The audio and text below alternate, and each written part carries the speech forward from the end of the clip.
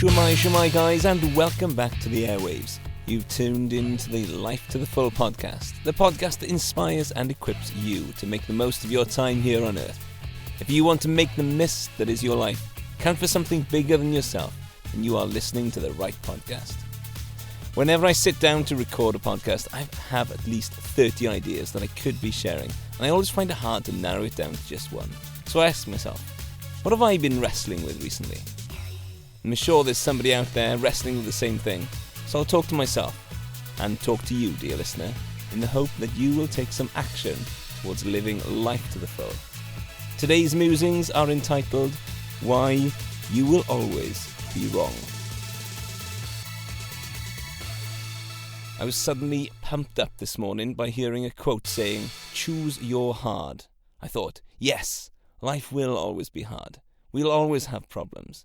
Even when we work through some problems, we're just faced with new problems. That's part of the enjoyment of life. Enjoyment of life? I don't think I mean enjoyment of life.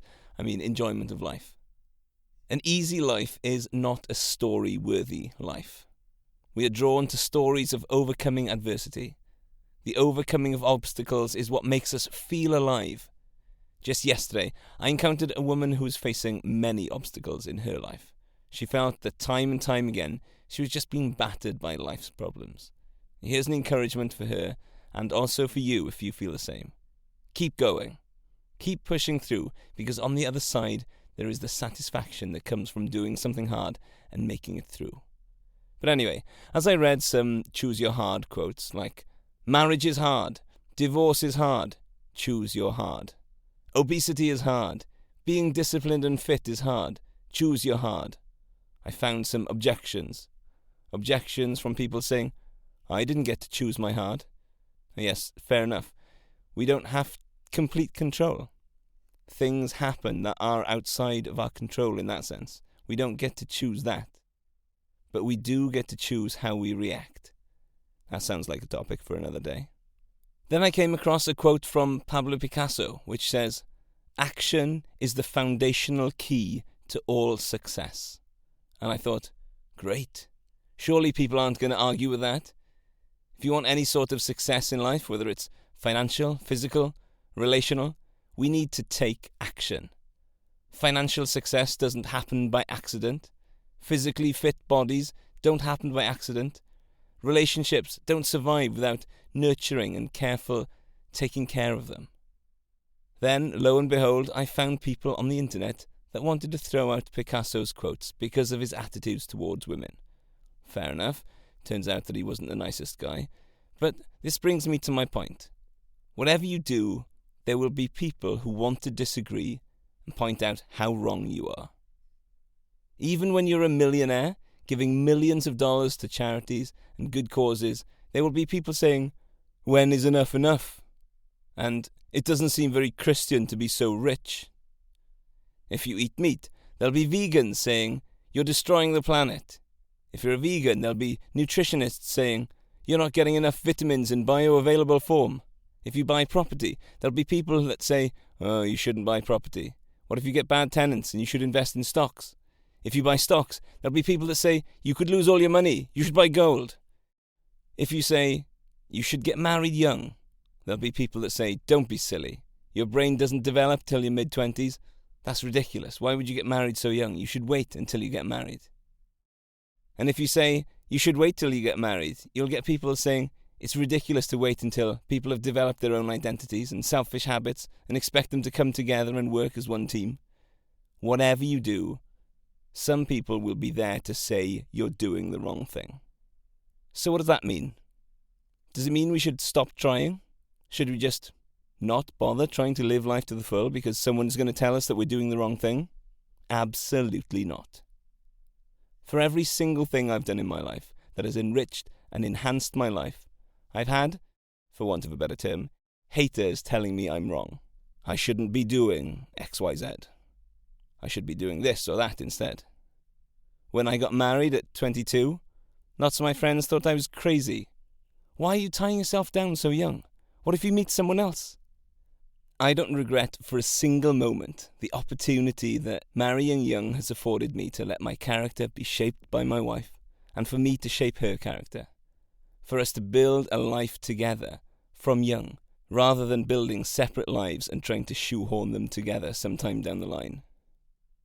When I did Ironman Wales, people would say, "It's not good for you to train that much, you'll ruin your knees. It's not normal to train for 10 hours a week." But I can't think of a single thing that I've done in my life that shows dedication, long-term commitment, and a sense of mastery of my own mind and body as training for and completing an Ironman. When I look back and think of all the physical challenges that I've done, this is the one that I'm most proud of. Yet people thought I was crazy. When I quit teaching to pursue a life of more freedom, people would say, "Ooh, that's risky. You sure you'll be okay? How are you going to afford your mortgage?" Nothing in my life has given me more satisfaction than being able to spend my days thinking and writing for your joy and progress. Incidentally, I'm working on an audio course for anyone who is in a similar position to me, considering transitioning out of teaching. If you feel like you can't imagine still being in the classroom age 70, and you don't know what kind of financial plan to make or what to do instead, then it'll be just up your street. I'll let you know when it's ready. When I bought rental properties, people said, "I don't trust rental properties. What if something goes wrong and it costs you loads of money? What if tenants don't pay rent? Blah, blah, blah, blah, blah, blah." When I tell people I'm a Christian, people will say, "Oh, I thought you were more intelligent than that." Or, "That's so outdated. When are you going to update your beliefs?" This one decision is the single most impactful decision I've made as pertaining to living life to the full. The point is this: you will always have someone telling you you're wrong. You've got to pursue your own path. Now, I'm clearly not saying be stupid. If you say you want to consider a career as a hitman and everybody around you says that's an awful idea, I'm not advocating for you completely disregarding advice. I am saying that you should consider who it is that's giving you the advice and what's in it for them. I'm a big advocate for people to do what Picasso advised: take massive action. This is the foundational key to getting from where you are closer to where you want to be. Take a leap. Try different things.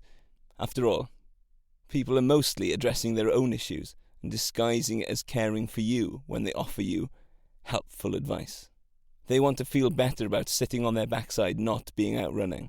They want to feel better about having to go to a job they don't like instead of designing their own life. They want to feel better about not considering the existence of any God instead of doing the hard work of thinking about these things. The crazy thing about living life like this, taking risks, making progress, living outside your comfort zone, is that sometimes things might go wrong. And when that happens, we're back to the beginning again. We have to overcome. If you manage your risk well, you won't do anything irreversible or end up somewhere you can't get out of. I want to leave you with this. Become the kind of person that takes action, that silences the fears of others, that learns from failures, and more than that, lives life to the full. That's it for today, folks. Before you go, I'd like to offer you a chance to win a prize. I've got a copy of The Price of Money by Rob Dix to give away. All you've got to do to enter is leave a review wherever you listen to your podcasts. Head over to Instagram, follow Life to the Full podcast, and send me a DM with a screenshot of your review. Simples. I'll leave the competition open for a couple of weeks and then select a winner at random to send the book to. I'll leave you with a little taster from the book's website on what you can expect from the book. It's actually really accessible, and Rob has a fantastic dry sense of humour, well worth entering the competition. More about the book. For centuries, working hard and saving up diligently would have set you up for financial security and a comfortable retirement. Not anymore. Over the last 50 years, we've entered a new financial world. One where your savings lose value faster than you can build them. A global mountain of debt piles up ever higher, and most people slip backwards however hard they try. In The Price of Money, a leading investment expert explains what's changed and what you should do now we're here. You'll learn why currencies over the world have lost 99% of their value and how to use future declines to your advantage. You'll understand how the government can produce hundreds of billions out of thin air and which investments benefit when they do. More importantly, you'll be shown what's coming next, and how to position yourself to gain rather than suffer. You don't even need the slightest knowledge of economics to read this book. Just a desire to understand why the world of money is working against you, and what to do about it.